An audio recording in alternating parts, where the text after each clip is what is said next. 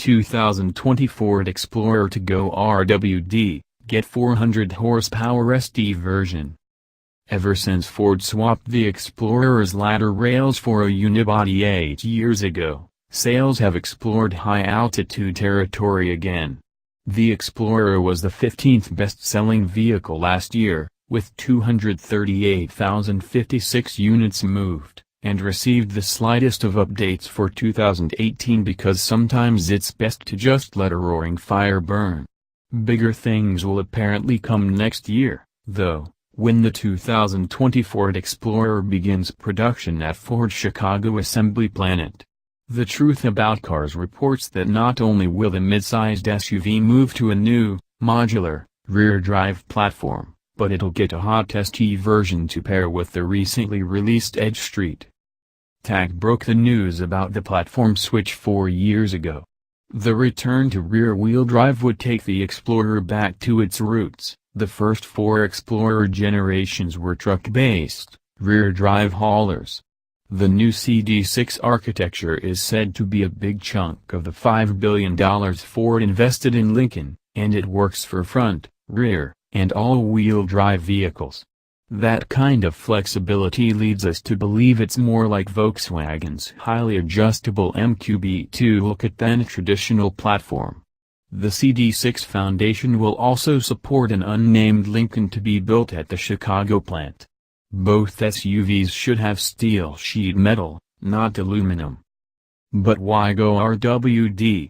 No one outside of Ford has the reasons, but guesses range from better driving dynamics to the police market. Ford's move to AWD platforms for its Police Explorer and Taurus caused the carmaker to temporarily lose a sizable chunk of business. Throughout a swath of the country from Ohio to New Mexico, police camp out in highway medians and Dodge Chargers. TTAC's Ford sources say the Explorer will get 4 engine choices.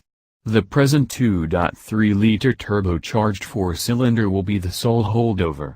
The current 3.5-liter V6 will retire, supplanted by the 3.3-liter V6 that's presently the base engine in the F-150.